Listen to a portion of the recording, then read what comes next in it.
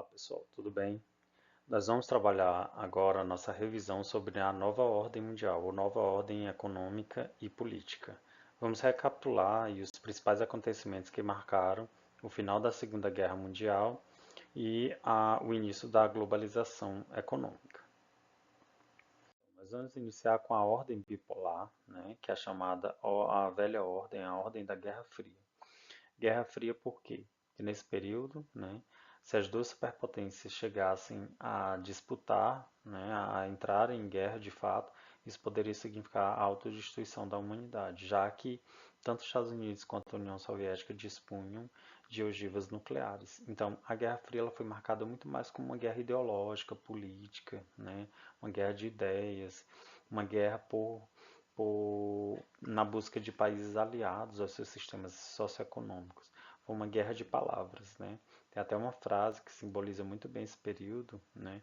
Que diz o seguinte: na Guerra Fria, a paz era improvável e a guerra era impossível. Paz improvável porque nunca os países deixariam de disputar áreas de interesses dos seus sistemas econômicos, mas a guerra era improvável porque se ela ocorresse, poderia simbolizar o fim da humanidade.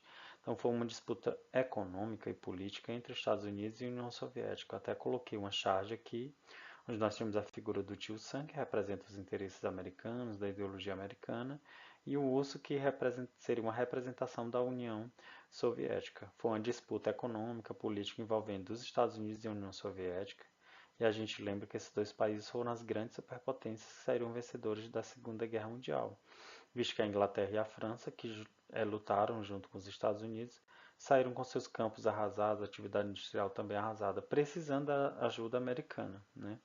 Então, os Estados Unidos e a União Soviética passam a disputar, né, áreas de atração no mundo para os seus sistemas socioeconômicos. Os Estados Unidos liderando o capitalismo, mostrando a ideia do lucro, do mercado, da propriedade privada, e o socialismo sendo liderado pela União Soviética, mostrando aí o interesse pela economia planificada, pela questão da igualdade, né, pela existência de uma única classe, a classe dos trabalhadores.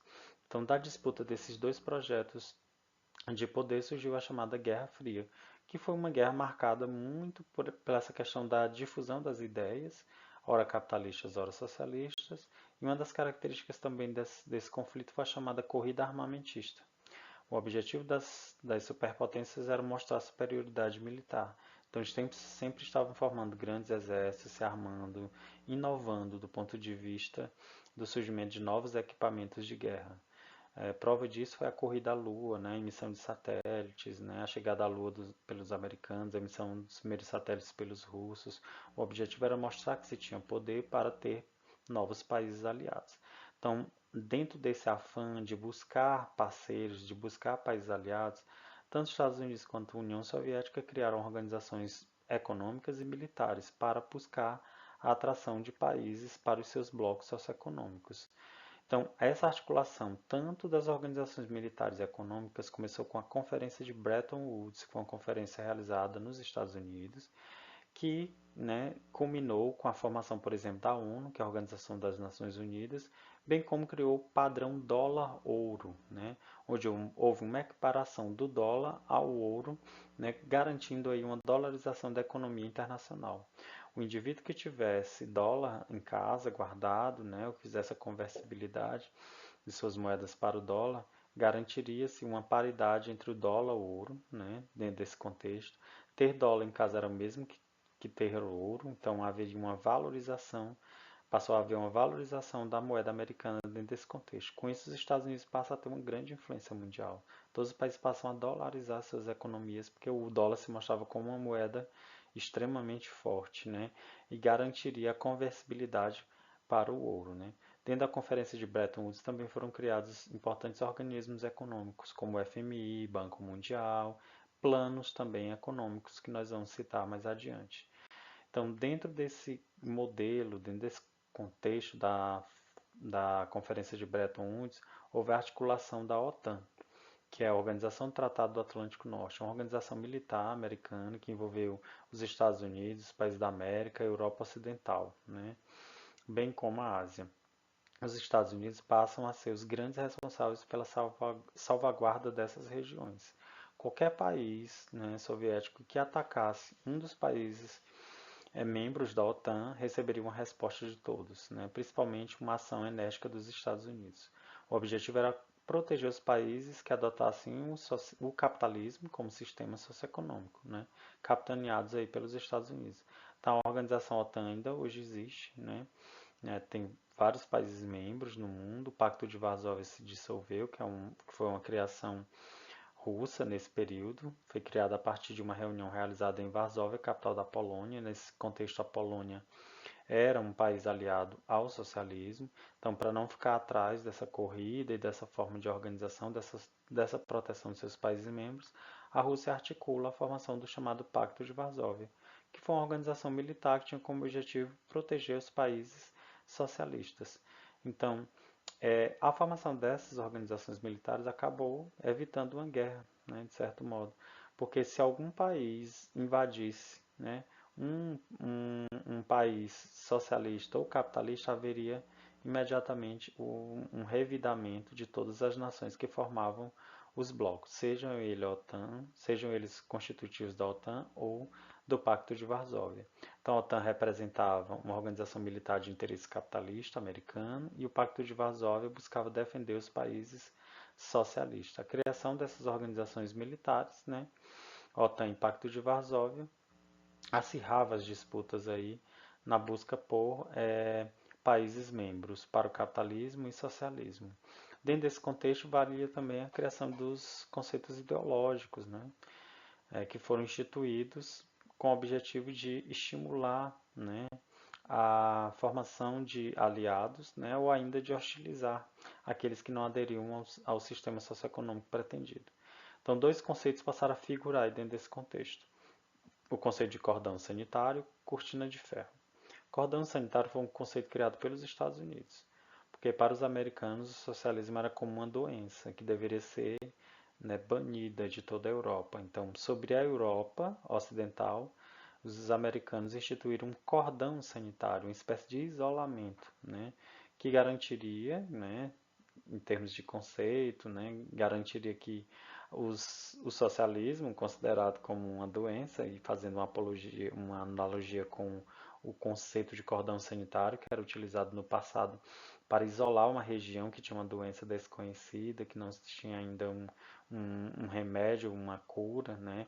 E os indivíduos que pegavam essa doença eram todos isolados e aí passavam no processo de quarentena, né? Os que eram mortos eram enterrados ali naquela própria região, né, ou seus corpos queimados para não é, proliferar uma contaminação dessa doença para outras regiões. Então, o conceito de cordão sanitário vem dessa ideia lá da Idade Média, né, desconhecimento de doenças, né, que o socialismo seria como uma doença que deveria ser banida ou barrada, não deveria ingressar na Europa Ocidental, tá? Para contrapor a ideia do cordão sanitário, os russos, né, passaram a imprimir a ideia de que haveria uma cortina de ferro, ou seja, uma cortina intransponível entre o lado ocidental e o lado oriental, com o objetivo de quê? De impedir que qualquer país oriental aderisse ao sistema capitalista. Então, os russos, para isso, os soviéticos, instituíram uma chamada cortina de ferro, uma barreira, né, que fosse intransponível para a passagem do capitalismo do lado ocidental para o lado oriental. E a gente lembra que a cortina no quarto da nossa casa serve para quê? Para impedir o livre acesso de uma pessoa a um cômodo, para impedir a visualização do que existe do outro lado. Então, o objetivo da criação desse conceito de cortina de ferro é dizer que, né, sobre toda a Europa, na divisa da Europa oriental com a ocidental, seria instituída uma barreira, né? Uma barreira forte, daí a expressão ferro, para impedir a passagem do capitalismo para o lado do sistema capitalista para os países que aderiram ao sistema socialista. É uma disputa, né, são conceitos ideológicos em voltas dessa disputa entre os Estados Unidos e a União Soviética. Cada um instituía um conceito com o objetivo de realizar os seus interesses dentro da região. Dentro da Conferência de Bretton Woods também houve a criação da ONU, a Organização das Nações Unidas. ela passou a ser criada para garantir a chamada paz mundial, porque nós tivemos a Primeira Guerra Mundial, realizada de 1914 a 18, e depois de 1941 a 1945, a Segunda Guerra Mundial. Então, os países resolveram criar um organismo que iria intervir em situações conflituosas, visando garantir a paz no mundo. É bem verdade que a ONU nunca conseguiu garantir essa paz, porque por trás de todo o conflito sempre há o interesse de uma superpotência. E o fato do seu Conselho de Segurança, que é formado por 5 países membros, sempre sofrer intervenções, sejam dos Estados Unidos, sejam da China, seja da Rússia, seja da Inglaterra, seja da França, que são países que têm assento permanente no Conselho de Segurança. Por isso que há uma discussão muito forte hoje da necessidade de ampliação do Conselho de Segurança. E essa ampliação envolve, por exemplo, a representação de países emergentes, como o Brasil, né, como a Índia, como a África do Sul, que tem uma importância regional, mas ainda não tem assento dentro do Conselho de Segurança da ONU. A ONU, apesar de todos esses problemas, tem realizado intervenções em vários pontos do mundo, né, evitando conflitos maiores, né, e tentando garantir a paz mundial. Porém, a gente reforça, né, que há interferências diretas das superpotências, principalmente dos Estados Unidos, né, que sediam a organização e constitui como uma nação que mais investe na ONU. E a gente lembra do episódio da Guerra do Iraque, onde os Estados Unidos invadiram o Iraque sem o consentimento da ONU. A ONU, dentro dessa premissa de garantir a paz mundial, né, a declaração de guerra ela passa pelo consenso, né, entre todas as nações. Então há a formação de coalizões e aí é que se define por ocupar ou invadir um determinado país que está provocando guerras em uma área regional do mundo. Então isso não foi observado pelos Estados Unidos na guerra do Iraque. Isso apenas vem a reforçar a superioridade americana dentro dessa instituição. Essa ordem bipolar, do ponto de vista político, é marcada por esses acontecimentos que eu citei. Do ponto de vista econômico, a gente lembra da formação da Conferência de Bretton Woods, que trouxe, né, como consequência, a formação do Banco Mundial e FMI. Né? O Banco Mundial, a gente lembra, é um banco que foi criado inicialmente para reconstruir a Europa, era o BIRD, Banco Internacional de Reconstrução e Desenvolvimento. Quando esse banco garantiu a reconstrução da Europa Ocidental, através de projetos de desenvolvimento, de saneamento, reconstrução da atividade industrial, dos campos agrícolas destruídos, o Banco Mundial passou a fomentar projetos de desenvolvimento no mundo subdesenvolvido. Passou a atuar em países como o Brasil, África do Sul, a Índia, com o objetivo de diminuir as diferenças entre países desenvolvidos e subdesenvolvidos. Vários projetos no Brasil, por exemplo, são financiados pelo Banco Mundial, tá? Projetos de infraestrutura, de estradas, barragens, de saneamento básico, projetos de investimento em tecnologia, da informação, em educação, né? Aí a gente lembra que todos esses investimentos do Banco Mundial, quando ele os faz, ele acaba, né, interferindo diretamente na política desses países. Quando investe na educação, por exemplo, cria diretrizes de como vai ser o processo educacional, né? Exerce toda uma influência voltada para os seus interesses, que podem ser interesses mercadológicos, né? Por exemplo. O FMI também é uma instituição importante, Fundo Monetário Internacional. Ele tem um foco diferente do Banco Mundial, porque ele não atua em projetos de desenvolvimento especificamente. É um fundo de socorro econômico, né? Todos os países que fazem parte da Organização das Nações Unidas, notadamente aqueles mais ricos, colaboram, cooperam, né? Investem no Fundo Monetário Internacional quantias de recursos que têm como objetivo salvar a economia do mundo em momentos de crise, né? Salvar algum país que está com problema previdenciário, algum país que está com problema relacionado à produção, né? Que sofreu com desastres naturais ou por questões políticas também. Teve revés econômicos por questões políticas. Então o FMI ele atua no mundo inteiro, hoje principalmente em países subdesenvolvidos, que têm dificuldades, né, de recuperação da sua economia por conta de instabilidades políticas, de catástrofes naturais também.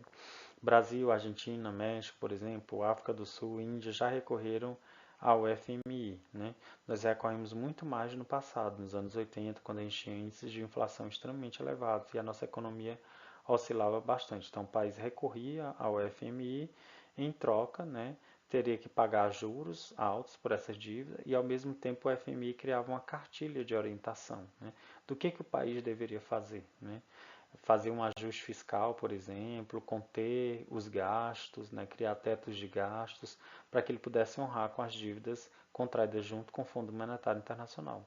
Então, é um fundo que age do ponto de vista econômico, emprestando recursos aos países que estão endividados ou com problemas econômicos, mas eles criam também, em contrapartida, um plano de gestão, onde esses países têm que devolver esses recursos, né, têm que ter uma eficiência econômica para poderem garantir o pagamento desses recursos contraídos com bancos financeiros e bancos do sistema financeiro internacional. Dentro do contexto da ordem bipolar, nós temos também a formação do Plano Marshall e Colombo, foram planos de ajuda econômica. O Plano Marshall foi um plano voltado para a Europa Ocidental, o objetivo era reconstruir a Europa, e o Plano Colombo é um plano direcionado para a Ásia.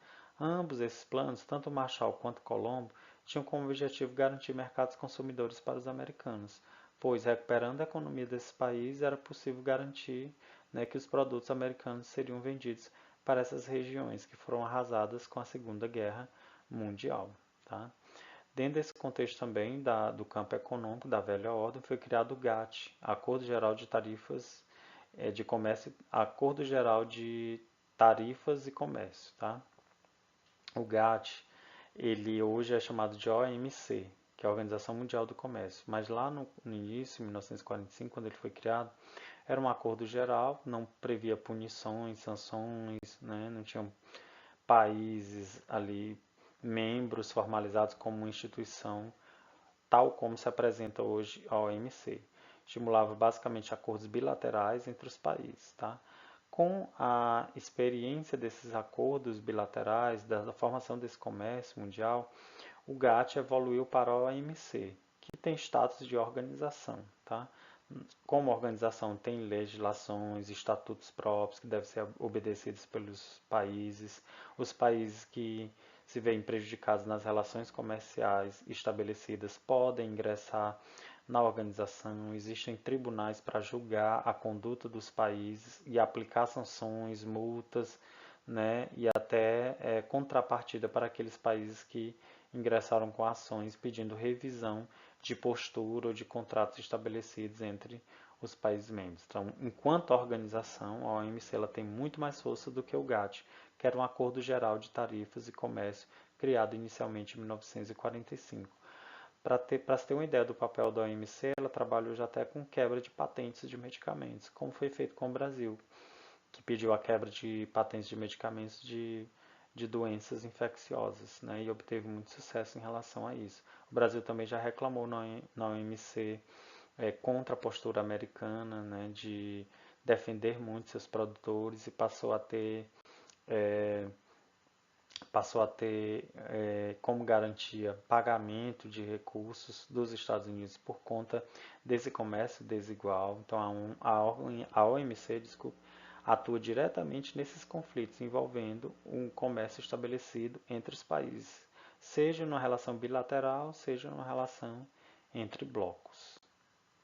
Então, no campo da economia, dentro dessa nova ordem econômica, que não faz parte da ordem bipolar, a gente tem, por exemplo, o G20, né, que é a formação de um bloco econômico que vem trabalhar com uma nova geopolítica. Né? O G20 ele é formado pelas 20 nações mais importantes do planeta em termos de PIB, né, em termos de economia. Ele engloba, por exemplo, como consta aí no mapa, o Brasil, né, a Argentina, os Estados Unidos, o Canadá, a Rússia, a China, a Índia, a Arábia Saudita, a Austrália, a África do Sul, dentre outros. Comporta essas 20 nações. Né? Essas nações têm uma estratégia, né, do ponto de vista geopolítico. São potências regionais, né, muitas delas, ou são grandes potências mundiais. Então, o G20 ele vem como um grupo, a formação de um grupo, né, que tem como objetivo substituir o G8.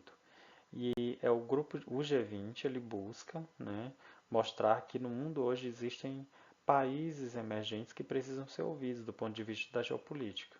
Então, o G20 envolve tanto nações desenvolvidas quanto emergentes. Nações emergentes são nações que têm um processo de crescimento econômico, né, bastante consistente, que pode possibilitar ou oportunizar, né, fazer com que esses países um dia sejam desenvolvidos. Então, percebendo a sua importância geopolítica, houve articulação, né, de países como o Brasil, né, a Índia e a África do Sul, que fundaram o G20, que tem como objetivo mostrar que a geopolítica atual ela é formada por um número muito maior de países, que não apenas os países que compõem o chamado G8. Então, eles buscam serem ouvidos no mundo, eles buscam mostrar para o mundo que eles têm uma importância econômica e uma importância também geopolítica. Por isso mesmo que eu coloquei essa característica. O G20 ele trabalha com a ideia de rediscussão da geopolítica mundial atual. A geopolítica de hoje não pode ser comparada à geopolítica de 1945. Né? Em 1945 nós temos aí duas superpotências no mundo, Estados Unidos e União Soviética. Nós temos 4 vencedores da Segunda Guerra Mundial. E aí de lá para cá nós tivemos a importância apenas de 5, 6, 7 ou 8 países representando os interesses mundiais. A partir da formação do G20 nós temos tanto países desenvolvidos nesse bloco representado como nações emergentes que representariam aí o mundo subdesenvolvidos, potências regionais, né, que têm uma economia forte, que já se articulam em outros grupos, como o BRICS, né, que é formado por Brasil, Índia, China e África do Sul, né, que é um grupo que emerge dentro desse contexto, que mostra a importância econômica dessas nações em desenvolvimento.